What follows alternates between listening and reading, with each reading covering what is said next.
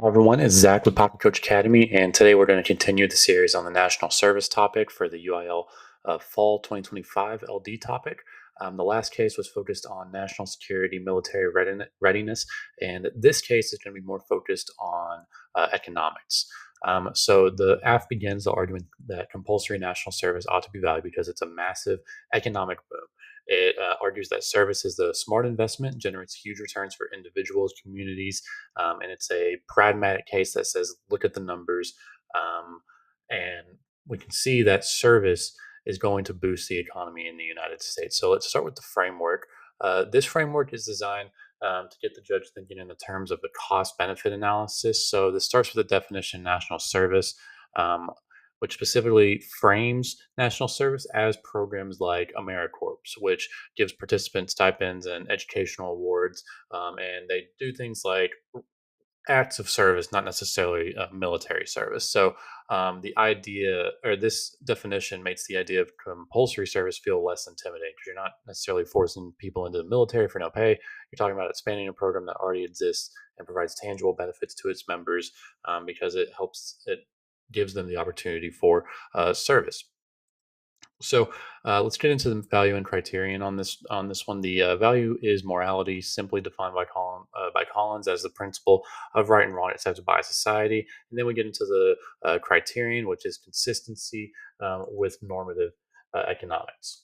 Let's get down to that.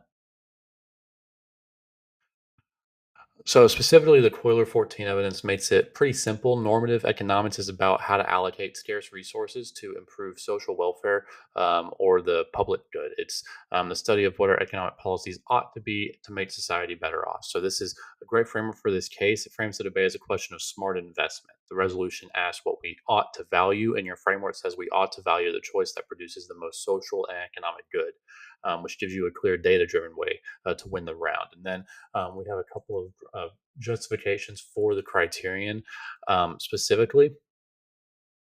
The Belfield 14 evidence says that making an economic case is essential for understanding and promoting national service in the world. These justifications make your framework seem a little bit more topical and logical. You're telling a judge that the way of looking around is the most relevant real world approach in terms of what we ought to value in terms of economics, in terms of national service. So let's get into the contention. The first one is going to be economic benefits.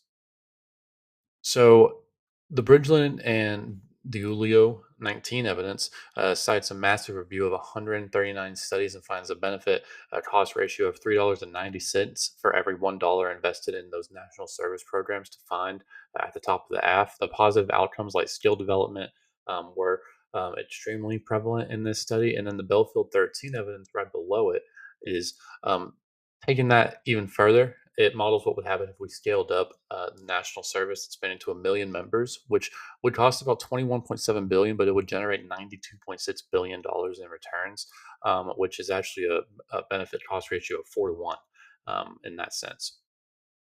So these are kind of like headline numbers for the affirmative that proves that investment into these forms of national service are generating economic value in terms of a cost benefit analysis.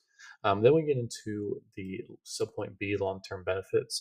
The Belfield 14 evidence specifically goes into detail on this, and it says that for every tax dollar spent, more than $2 are returned in future tax revenue and savings on social programs. This is because service members gain skills, are less likely to be involved in criminal activity, have better health outcomes, etc.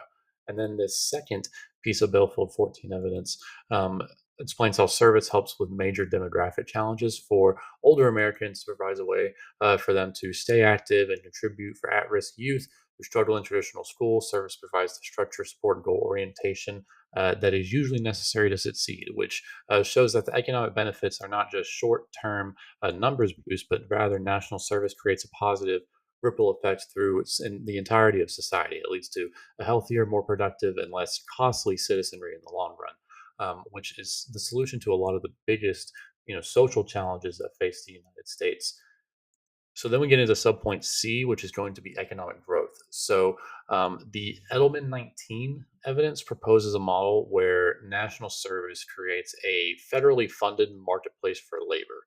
The government would give service vouchers to citizens who would then be hired by accredited nonprofits, and this expands the job market and directly connects people to that work.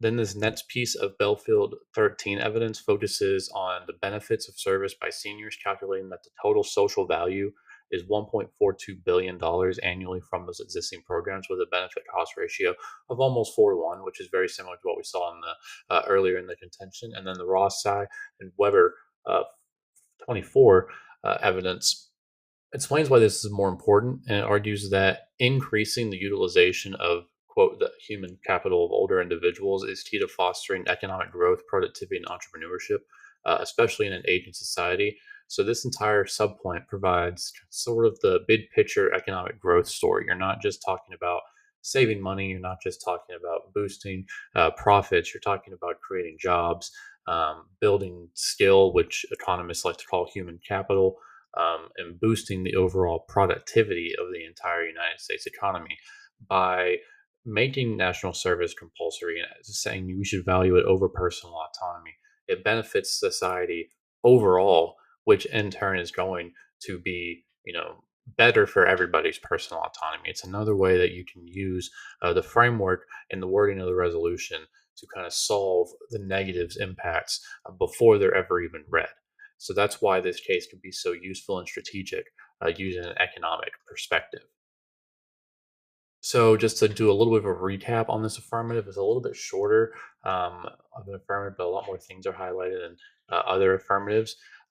So this affirmative kind of provides the framework of normative economics, asking the judge to make a smart investment in America's future, and then it provides overwhelming evidence that compulsory national service is one of the best investments we can make, generating usually a 4 to 1 return on investment, providing long-term economic benefits to taxpayers and those participants, which then spurs overall economic growth by creating jobs and building human capital. So um, it shows why that is so critical because the economy is currently lagging.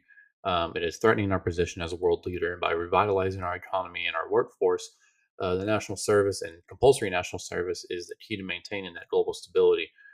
Which prevents great power war and extinction. And valuing service and it isn't just like a nice idea; it's a moral and economic necessity. So that is going to be the um, economic growth AC. We're not going to get into these specific extensions, but obviously it goes uh, into depth and good extensions for your 1AR on how to extend this case. So in this video, we went over the economic growth AC. Next video, we're going to go over the last affirmative on this topic, which is the ethics of care affirmative. And then we'll move on to the negative side of things.